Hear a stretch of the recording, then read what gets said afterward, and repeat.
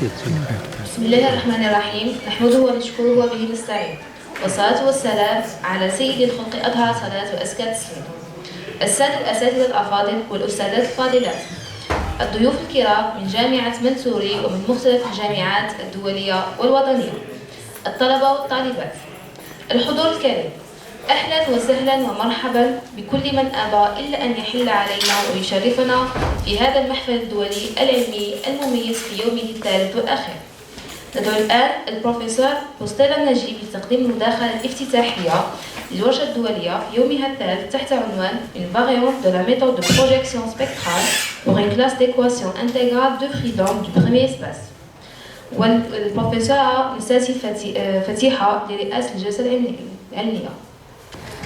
Alors, l'Oustad, professeur Boustela Najib, donc c'est avec un plaisir que nous allons vous écouter pour nous présenter votre exposé. Donc, le titre il a été déjà donné par mademoiselle. Le professeur Boustela est professeur à l'université de Galma et membre du laboratoire Applied Mathematics Laboratory de l'université Badi Mokhtar de Annaba. Voilà, donc atfadal. Bon, salam alaikum. Bonjour à tous. Je voudrais remercier le comité d'organisation de cette invitation.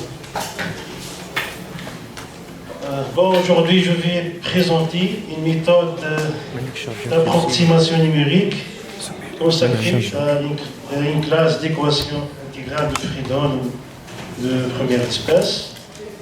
Donc alors, pour atteindre l'objectif de cet exposé, on va suivre le schéma suivant. On commence par une introduction et une motivation. On présente l'approximation de l'orophilie et l'approximation de l'orophilie régularisée. On essaie de montrer des résultats de convergence et d'estimation d'erreur. Et on termine par le choix du paramètre de régularisation. Donc on donne le choix a priori et le choix a posteriori. Et avec des tests numériques, des tests purement académiques. Dans le domaine de l'ingénierie, plusieurs problèmes peuvent être formulés sous la forme d'une équation abstraite de la forme F égale G. T, c'est un opérateur qui modélise le système physique. Le F, donc c'est la solution recherchée. Et J, c'est la donnée en général. La donnée G, elle est aussi de l'expérimental, donc c'est une donnée discrète et elle nécessite un traitement avant de l'injecter dans un programme numérique. Bon, donc pour simplifier l'exposé, on se place dans une structure hertzienne et on va considérer une équation intégrale avec un noyau de type Hilbert-Schmidt, c'est-à-dire L2 intégrable sur I, J. Et on suppose que le noyau est non dégénéré. Ça veut dire que la dimension de son image, ça va être égale à l'infini. Et donc l'image n'est pas fermée. Et le problème, l'inversion, donc ça va être instable. Donc cette situation va engendrer un problème mal posé. Pour l'application de ces problèmes, on peut citer la tomographie, la spectroscopie, l'orientement, le traitement d'image et d'autres applications. Voilà. Et moi, je vais présenter la partie mathématique. Pour le traitement numérique, il y a plusieurs méthodes. Donc, je vais citer que les méthodes sophistiquées, les méthodes académiques, ou bien des méthodes qui marchent pour les équations intégrales de deuxième espèce. Donc, je ne vais pas les citer. Donc, je commence par les méthodes multi-échelles, c'est-à-dire les méthodes intervenant des ondelettes, les méthodes de quadrature, ou bien on les appelle aussi les méthodes de Nystrom, et les méthodes spectrales SVD, Singular Value Decomposition, les méthodes de décolocation, les méthodes de projection, les méthodes de projection spectrale. Donc, si vous voyez le gars ici, c'est pour dire que des méthodes sont très intéressantes et des méthodes nouvelles. Donc, puisque le problème il est mal posé, donc on doit le régulariser. Donc, on va choisir une méthode populaire, donc c'est la méthode de Tikhonov, ou bien la méthode LS persienne. LS, ça veut dire le Square Persian Method. Voilà. Mais il faut dire que cette méthode s'applique bien si on peut diagonaliser l'opérateur parfaitement. Donc, bon, c'est une méthode, donc on l'utilise souvent, c'est pour tirer des résultats purement théoriques. Donc, notre vision, ou bien notre approche, c'est de corriger ou bien d'améliorer la méthode de Tikhonov standard. Donc, on va projeter l'opérateur et puis on régularise. Et donc, du coup, on a une méthode qui dépend de deux paramètres, le alpha et le n. Donc, le n, c'est la dimension de l'espace sur lequel on projette l'opérateur. Et alpha, c'est le terme de correction, ou bien c'est un stabilisateur, si vous voulez. Donc, il y a deux schémas pour faire tout ça. Donc, il y a le schéma RD, donc régularisation, discrétisation. Donc, cette thématique est bien étudiée dans la littérature. Donc, nous, on va choisir le schéma d'IR, discrétisation, et puis la régularisation. Donc, pourquoi? Donc, lorsqu'on discrétise l'opérateur, ça veut dire, donc à l'échelle macro, donc on peut tirer des informations sur la carte spectrale de l'opérateur qui ont permis au moi de proposer un remède raisonnable.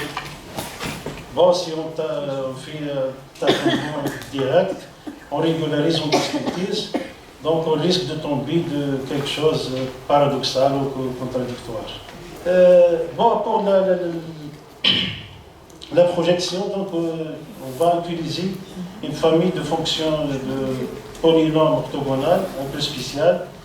Donc, c'est les fonctions PSWR, donc Spheroidal Wave Function. Donc, c'est des fonctions qui ont été découvertes par trois mathématiciens américains, Landau, Pollack et Slepian, donc qui font l'échantillonnage du traitement de signal.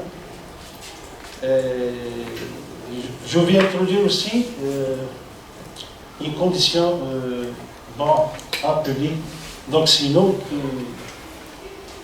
qui ont introduit justement cette appellation, donc c'est la condition de Jackson-Einstein, donc c'est une notion topologique qui mesure la régularité de l'opérateur, parce que si on a un opérateur, on pose la question quelle est l'image de cet opérateur, donc c'est un exercice difficile, il est presque impossible, donc il faut contourner la question autrement.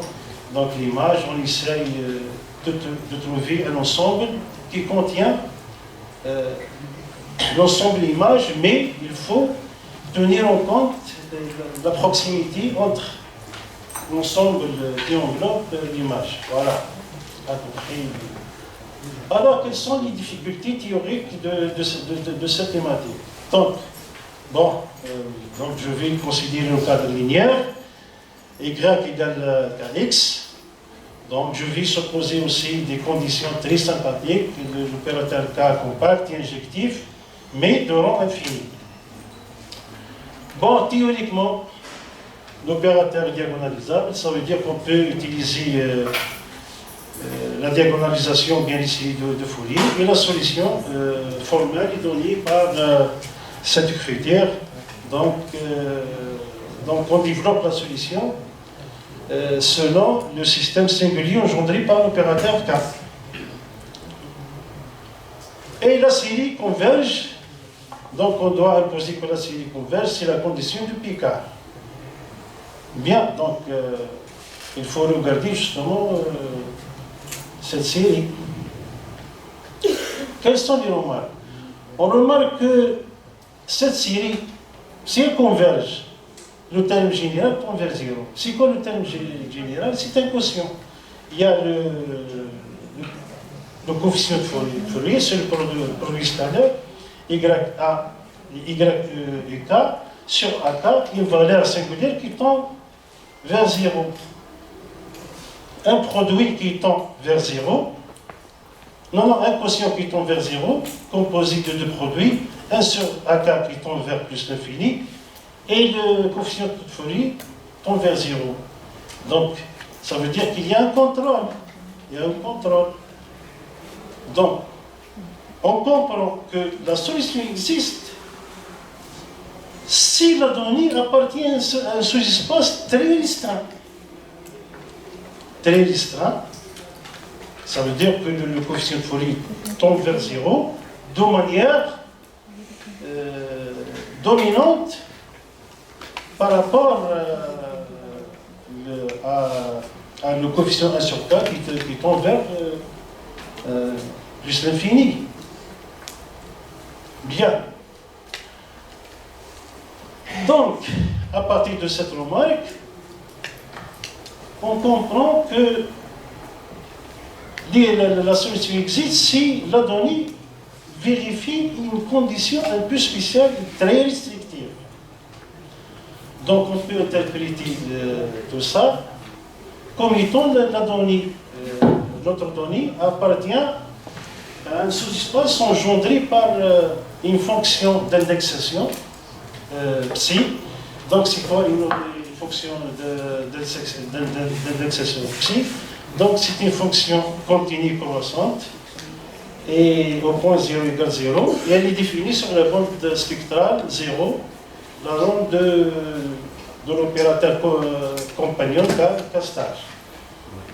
Donc, cas particulier, si on pose psi de t égale à t, donc, on retrouve la condition de Picard. Bien. Alors, bon, si on regarde le problème, il semble, dès le début, que c'est un problème, un problème classique et simple, mais je vais citer un exemple donné par Husserl dans un chapitre écrit en 1974. Il donne un noyau spécial, 1 sur x plus y plus 1. Il a donné j de y égale à 1. À la main, on fait le calcul. C'est un opérateur compact parce qu'il est de type Hilbert-Schmidt. Le pli est lié au adjoint, il est symétrique.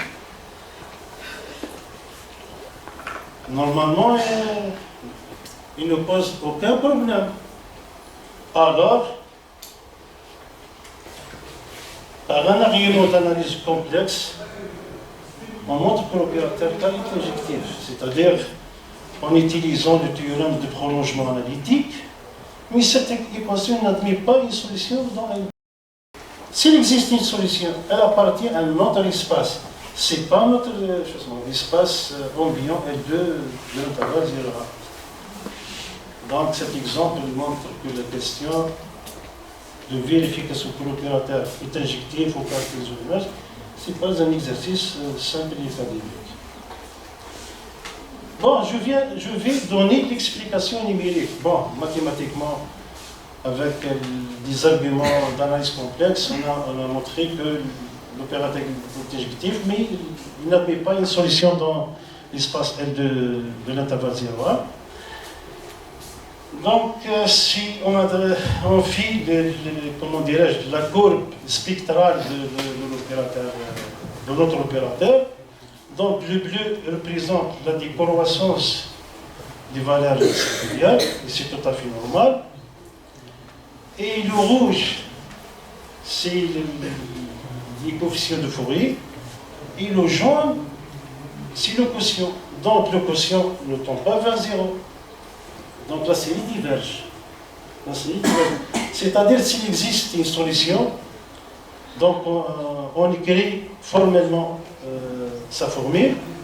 Si on calcule la norme, on trouve quelque chose qui tend vers l'infini. Donc,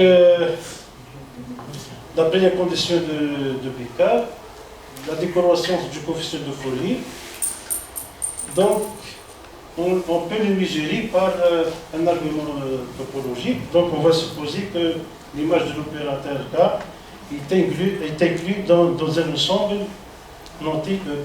Maintenant, comment caractériser l'image d'un opérateur?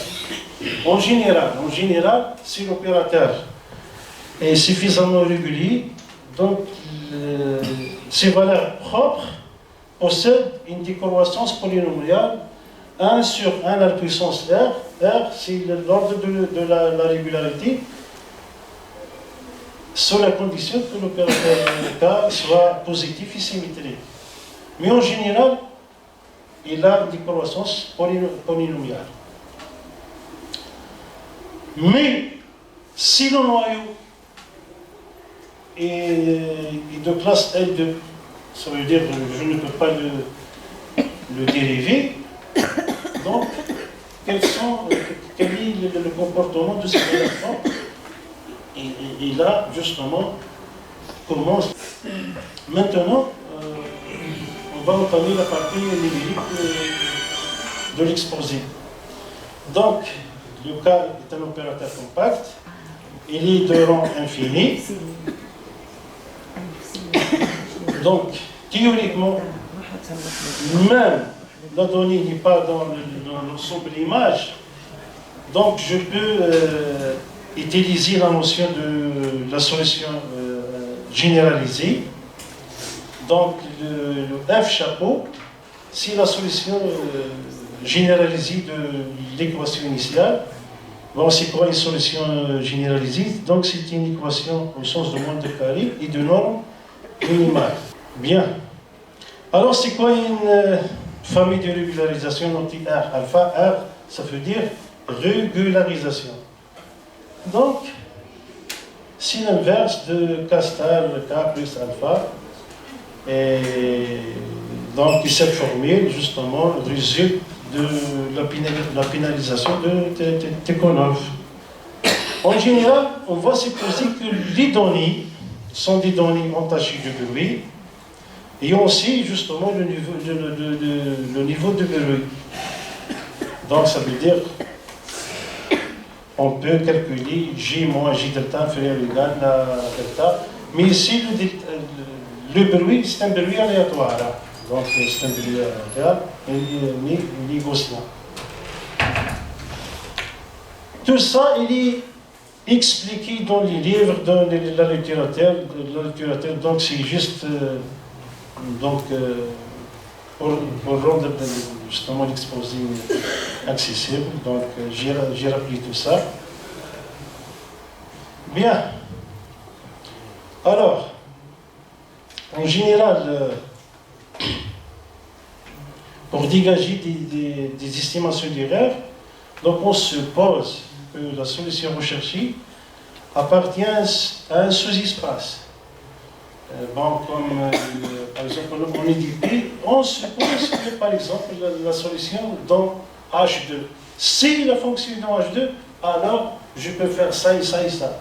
La même chose, je vais supposer que la solution recherchée, F chapeau, est dans l'image de phi de K star K, sous la condition que le phi de alpha tend vers 0. Et on a comment dirais-je, une estimation de contrôle donnée par la formule de 5. Alors le but c'est quoi? Le but c'est de construire une famille de régularisation de rang fini et qui dépend de deux paramètres, le alpha et le 1. Donc, on peut construire cette famille. Et si on montre que, comment dirais-je, ce schéma est convergent, le problème est réglé. Cette stratégie demande d'introduire justement des ingrédients Bon, on reconnaît ici justement les espaces de Sobolev, H1, H2, non H3. Et voilà, donc on a une suite emboîtée. La même chose pour l'espace de Hilbert. Donc on parle ici d'une échelle hilbertienne, donc H indexé avec S est appelé une échelle de Hilbert si H S2 est inclus dans S2, dit que le S2 est strictement supérieur, et l'injection est continue. Maintenant, on définit la projection orthogonale, donc sur le sous-espace engendré par les vecteurs U1 jusqu'à U1. On introduit justement la condition de topologie, ou bien la condition de Jackson-Bernstein. Donc T est un opérateur borné. On dit que T satisfait la condition de Jackson-Bernstein si les trois conditions sont satisfaites. Dans la diapositive précédente, j'adore parce qu'il y a une erreur quelque part. Oui. La diapositive, voilà. N de 1 égale à 1 jusqu'au N. Là, c'est un indice. Normalement, J égale à 1 jusqu'à 1. Voilà. Ah oui, moi.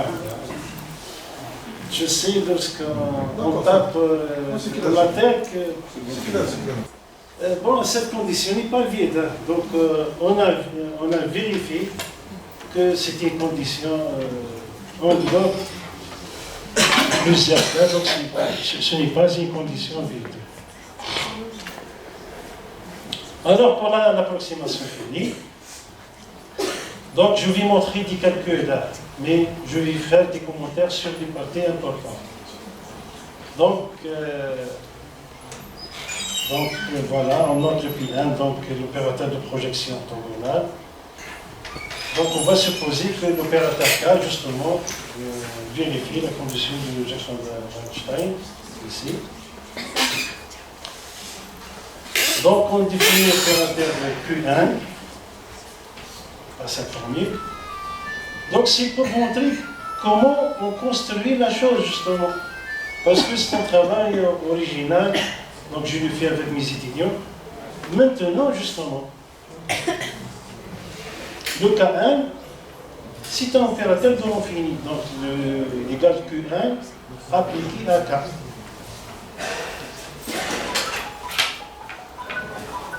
On calcule l'adjoint de K1. Et maintenant, on considère Tikhonov sur un sous-espace de dimension finie. Donc, au lieu de considérer le Tikhonov sur un sous-espace de dimension finie, donc on va traiter le Tikhonov sur un sous-espace de dimension finie.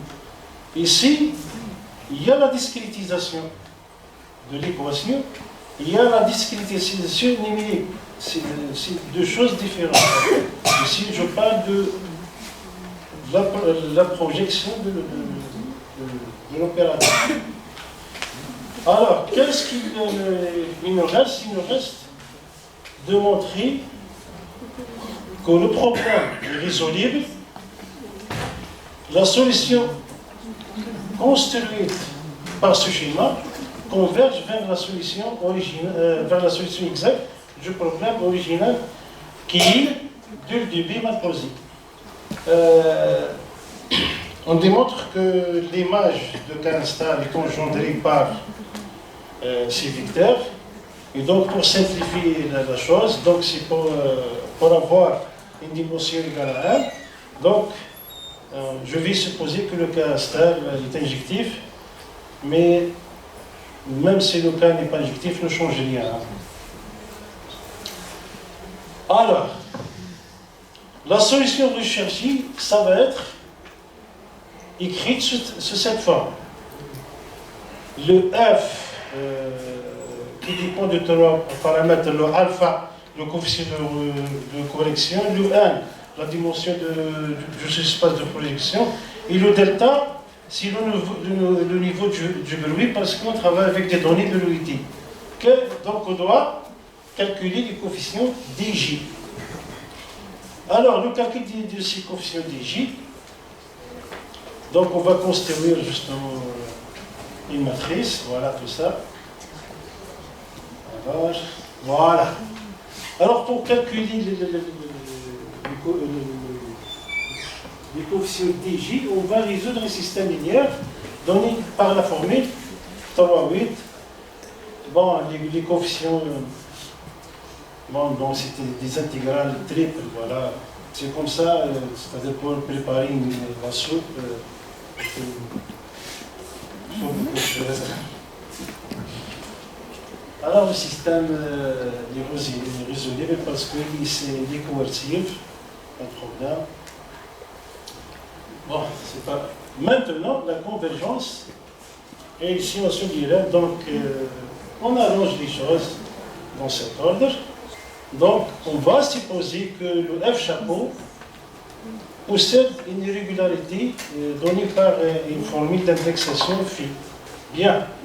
Alors, tout ça. Bon, un peu de patience. Voilà.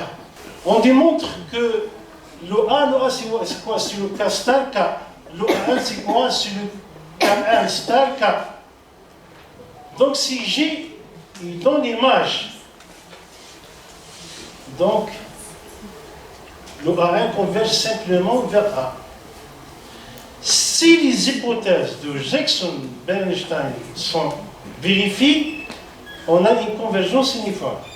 Si la solution recherchée phi chapeau lui donne l'image de A pour une certaine fonction d'indexation phi, la régularisation de Tikhonov dans rang fini converge vers la régularisation de Tikhonov de rang infini.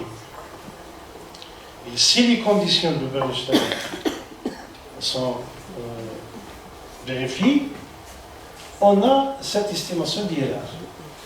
Donc, le Xi1 tend vers 0, le alpha est donné, le phi, alpha sur alpha, le contrôle est bien déterminé. Donc, je peux choisir le 1 tel que le tout vers 0. Le résultat principal qui englobe l'analyse théorique de cette méthode est donné par cette estimation d'IRR. Voilà. Cette estimation d'IRR, pour dire, donc c'est un travail de thèse. Donc c'est le travail de mon doctorat. Donc il a fait 7 ans de calcul pour encadrer justement cette estimation. On a fait les choses du point de vue théorique. On suppose qu'on a une base. Quelle est la base? Donc on va réfléchir les gendres, Chebyshev, Jacobi. Il y a plusieurs choix. Mais nous, on va choisir des fonctions un peu spéciales. C'est les fonctions PSWF, Product Spheroidal Wave Function. Alors, pourquoi ce choix? Justement,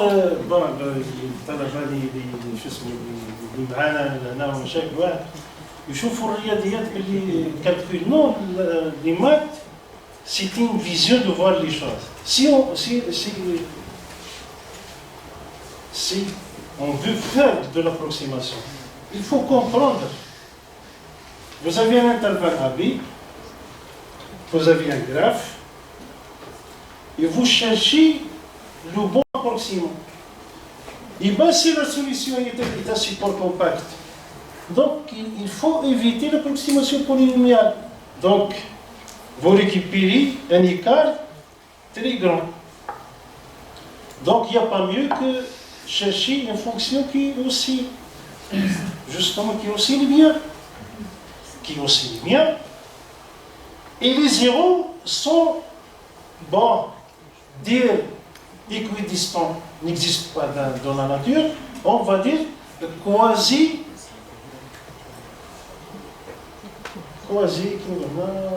équidistant. Au moins.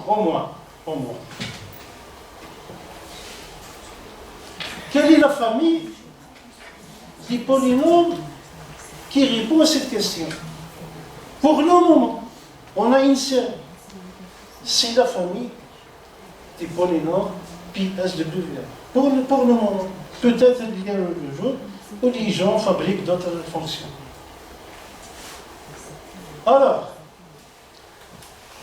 c'est quoi l'espace de Pauli-Wiener? Donc c'est l'espace des fonctions où comment dirais-je, la transformée de Fourier est assez peu compacte. Bon, si on prend une fonction L2 et on prend, comment dirais-je, sa transformée de Fourier, on sait bien que, à la limite, s'écrase la fonction. Ça veut dire qu'on récupère quelque chose qui ressemble des fonctions super compactes. Parce que la fonction s'écrase à l'infini. Donc, à partir de cette idée, justement, les trois Américains, Pollack, Landau, Slipin, ils ont remarqué qu'on peut toujours ramener les choses à l'espace, comment dirais-je, de Pauli-Wiener.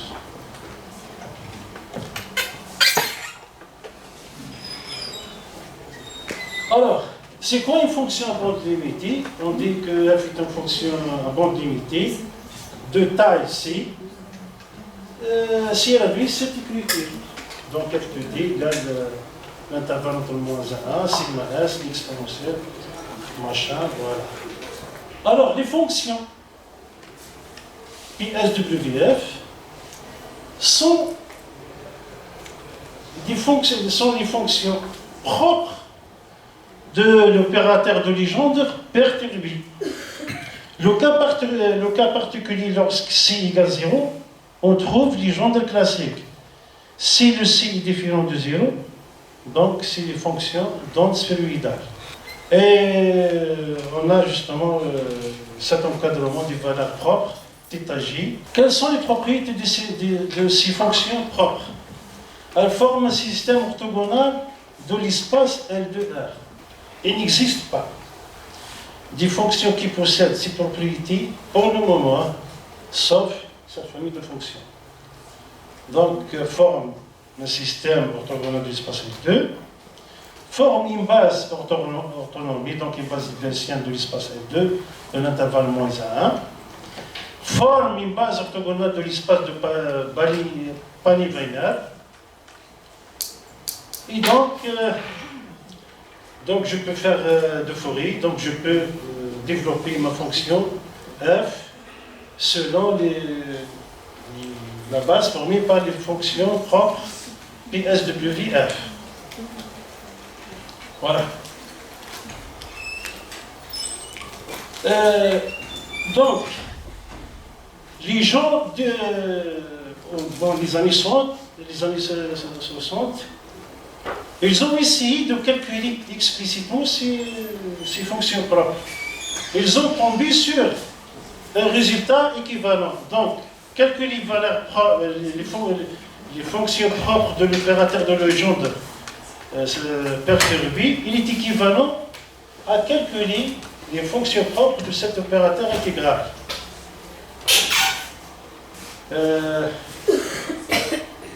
Très bien.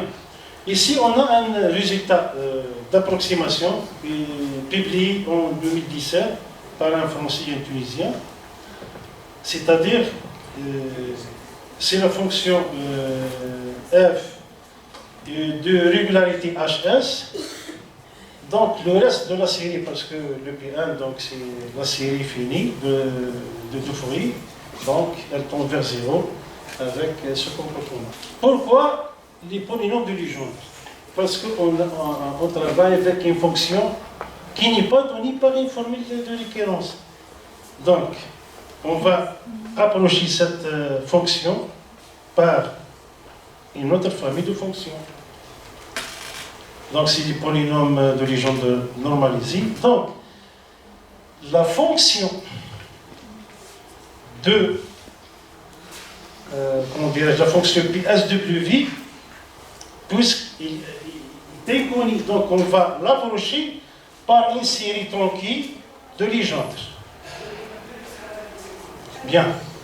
Pour calculer les coefficients, donc on va résoudre justement le système linéaire donné par ces formules. Bon, bien, ici. Très bien.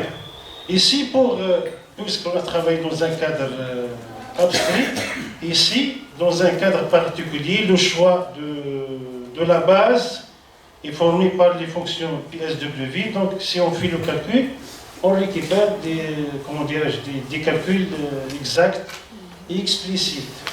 Voilà. Et voilà justement le résultat. Donc, on obtient une convergence d'ordre ordinaire ici. Les formules sont calculées à la main. Bien. Le choix du paramètre. Alors, pour choisir le paramètre, c'est-à-dire le critère d'arrêt, donc on applique... Excusez-moi, professeur Boustaila. L'exposé est très intéressant, mais on a quand même un temps à respecter. Donc, s'il vous plaît, faites... Oui, d'accord. Donc, je vais utiliser le choix de Morozov. Le choix de Morozov... Hein? Le choix de Morozov. Donc, je calcule les règles égales à delta et je résous une équation quadratique non linéaire. Donc, il y a plusieurs méthodes. Il y a, par exemple, la méthode de Newton. Donc, pour résoudre cette équation. Alors, justement pour appliquer Morozov, on va choisir Morozov cubique. Pourquoi? C'est un réduisement convexe. Parce que dès que la fonction est convexe, elle possède un minimum. Donc c'est un réduisement convexe. Pour justement appliquer la méthode de Newton, il faut tourner la machine, donc il faut faire des calculs, tout ça. Un exemple. Voilà, je vous présente des schémas académiques. Hein. Voilà. Ici, je vais faire la comparaison entre Tikhonov par Legendre et Tikhonov par PSWF. Pour le Tikhonov Legendre, c'est la première thèse, donc c'était une thèse d'un étudiant de doctorat. La deuxième, Kif. Ici, si vous remarquez, le choix, le 1, c'est la dimension de l'espace de projection. Le 1, c'est la truncature de Legendre, ou le C, la bande. 6, 12, 3. Donc, ce n'est pas aléatoire. C'est des résultats asymptotiques donnés par Boyd. Donc, on a adopté justement le choix de Boyd. Voilà. Ici, on remarque Tikhonov avec PSWF, elle est améliorée par rapport à Legendre. La même chose. Voilà. Il y a une amélioration. Pour le moment, on a programmé ces fonctions PSW, mais vous pouvez dire c'est un programme qui n'est pas encore optimisé, c'est-à-dire en analyse numérique, il faut toujours régler, comment dirais-je, les choses. Donc pour le moment, on a pu visualiser ces fonctions et l'approximation. Donc on a choisi la truncature de Legendre moyenne parce qu'il y a des problèmes. Il y a des problèmes, comment dirais-je, problèmes de machine et problèmes d'analyse numérique. Bon, pour le moment, la méthode donne des résultats comparativement à ceux qui existent, sont acceptables et sont bons.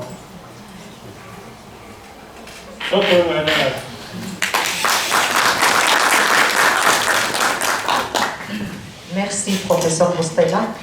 Même moi qui ne suis pas du tout du domaine, j'ai pu suivre tout votre exposé. Très intéressant. Donc, je vous poserai à la fin une question pour voir un petit peu peut-être le lien entre les deux domaines.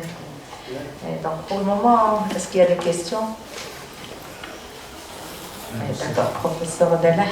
Je remercie notre collègue Bostila Najib et le ministre également pour son exposé. Vraiment, c'est plein de résultats théoriques et pratiques numériques. Donc, j'ai presque 3 questions. La première, c'est la relation numéro 3-5. Vous avez dit quelque part, est-ce que c'est un choix? 3-5. C'est pas 3-5 la relation. Donc,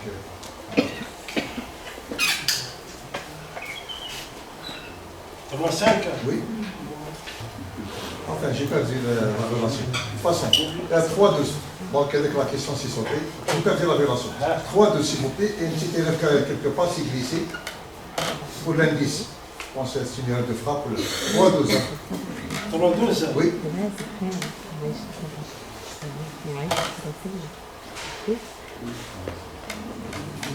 Voilà, avec l'indice, il est sur à gauche, à droite, 6. Ah oui, oui. Donc, il faut le corriger. Oui, oui.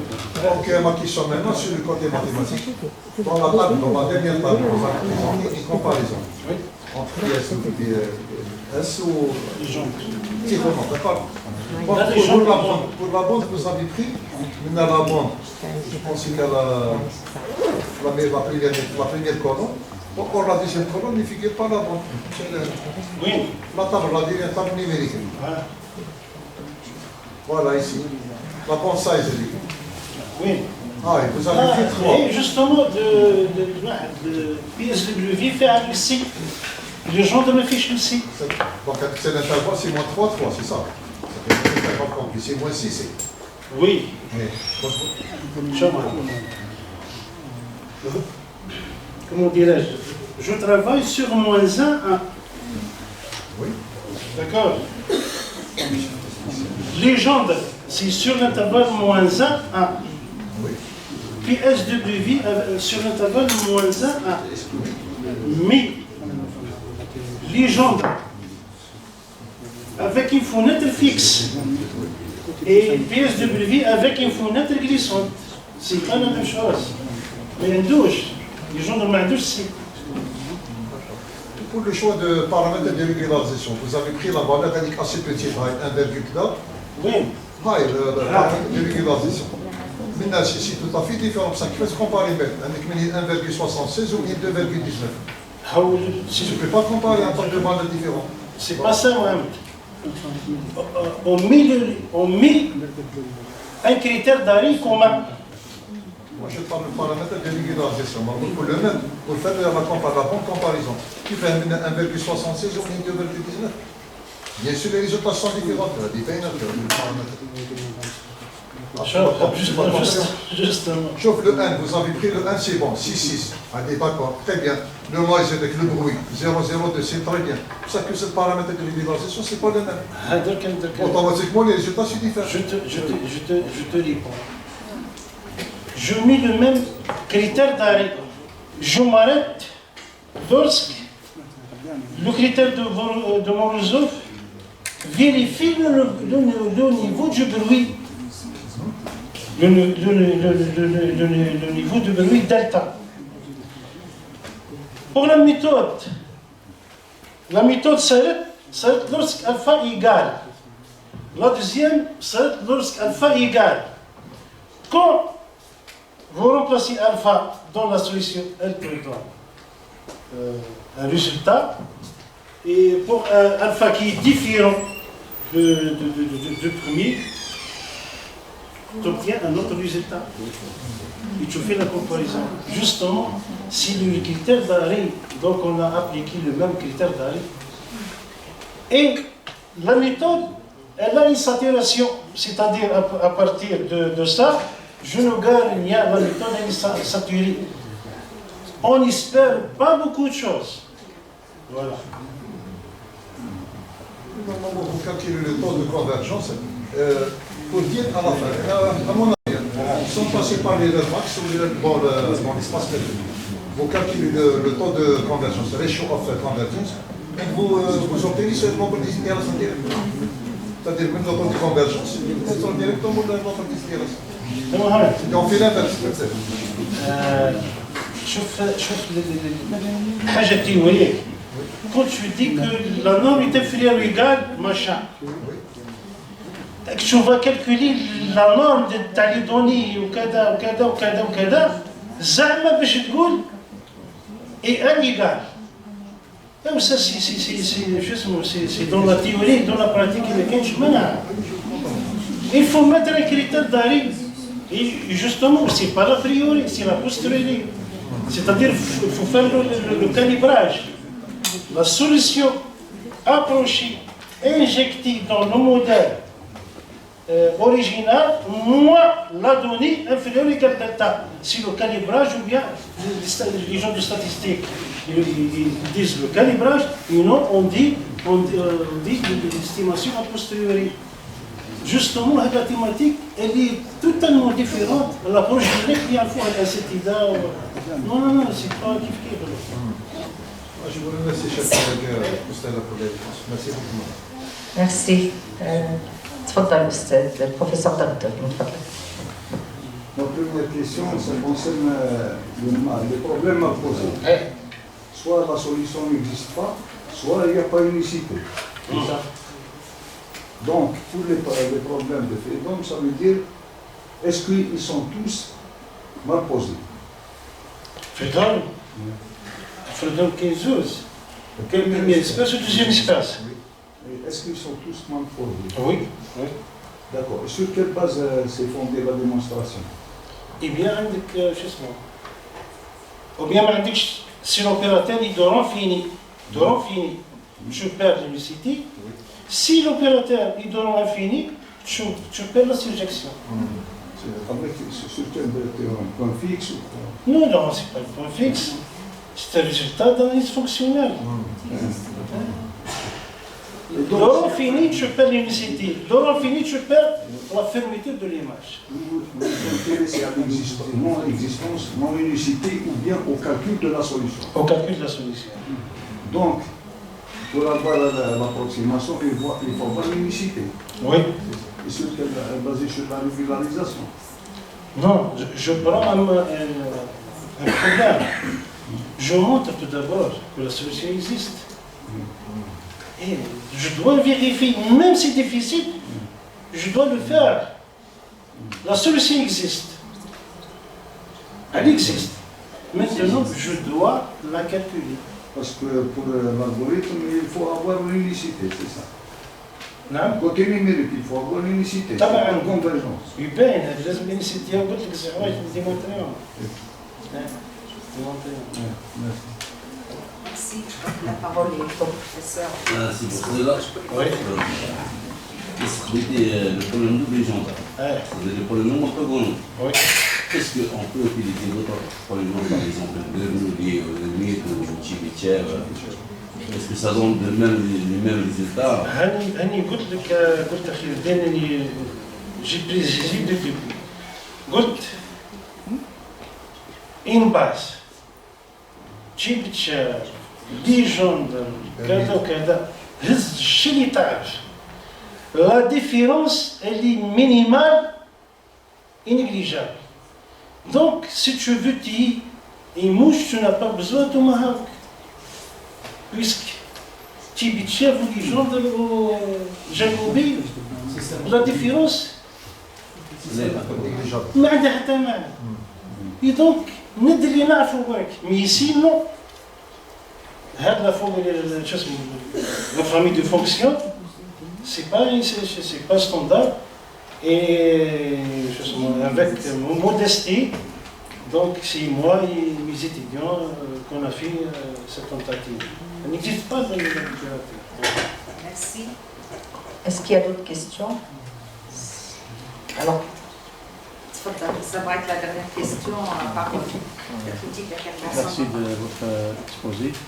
Je vois que votre travail est sur les espaces de Hilbert.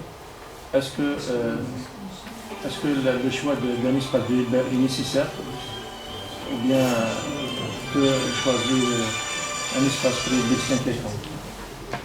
Bon, ça c'est une bonne question. Deuxième question, est-ce que les séries infinies, les séries vectorielles ne posent pas les séries vectorielles, est-ce qu'elles ne posent pas le problème de convergence? Est-ce qu'il est facile de prouver que les séries sont convergentes? La série converge si la condition de Picard est satisfaite. Et pour vérifier la condition de Picard, j'ai cité un exemple donné par Husserl, très simple. Et la condition de Picard n'est pas vérifiée. Donc, c'est un problème de convergence. هذا البروبليم كامل بروبليم. L'injectivité problème, l'image problème, la condition de Picard problème, le schéma numérique problème. Ici, c'est-à-dire c'est un chantier mini. Voilà. Les espaces. Pour l'espace. Donc, est-ce que dans la pratique, les modèles physiques sont modélisés dans ces espèces de Banach? Non. Banach, c'est de l'analyse, c'est de l'analyse mathématique. Mais la pratique, si elle décrit l'espace de Hilbert. Mais en informatique, oui, pardonnez-moi. Dans le cas du computer science, en informatique, les espaces de Banach ils sont très utilisés. Oui, pourquoi pas. Oui. Surtout dans l'expansion des graphes. Merci. Je pense que la discussion peut se continuer pendant la pause. Je pose une toute dernière question qui ne va pas prendre beaucoup de temps. Oui. C'est parce que j'avais l'impression d'assister à un exposé de statistiques, qui est ma spécialité. On parle d'échantillonnage, d'erreurs, d'estimation, de convergence. Alors je me pose la question, est-ce que c'est des méthodes numériques qui sont utilisées parce que le phénomène modélisé n'est pas aléatoire, parce qu'il est déterministe? Est-ce que c'est ça, parce que vous avez dit que ça s'applique à des phénomènes physiques? Oui. Est-ce que ces phénomènes sont déterministes, ils sont pas aléatoires? Je peux regarder la chose autrement. Donc j'applique le cadre bayésien. Oui. Et le noyau, justement, c'est une Cadre distribution. bayésien du point de vue statistique? Oui. Le noyau K de XY, c'est la distribution. Les phénomènes modélisés, c'est des phénomènes aléatoires ou déterministes? Les deux. Donc il y a le déterministe, il y a l'aléatoire. Même l'aléatoire, Il y a l'aléatoire aussi. vous le traitez par des méthodes d'analyse numérique? L'analyse numérique, mais bayésien. D'accord, donc en fait il y a de la statistique dedans. Il y a de la statistique, oui. D'accord. Un problème inverse. Oui. Donc si on fait l'analyse a posteriori. Donc c'est un problème de division de la distribution. Oui. On met une loi a priori et puis on récupère. Voilà la posteriori. C'est tout à fait bayésien que je connais. Voilà, c'est un problème de division. Mais le problème, la distribution de x, y n'est pas séparée. Oui, bon. Merci beaucoup, c'était très intéressant. Voilà, donc la discussion peut se continuer pendant la pause. الشكر الجزيل للبروفيسور مصطفى نجيب على هذه المداخلة الغنية، والبروفيسور مساسي فاتحة من جامعة قسنطينة واحد لرئاسة الجلسة العالية الثالثة.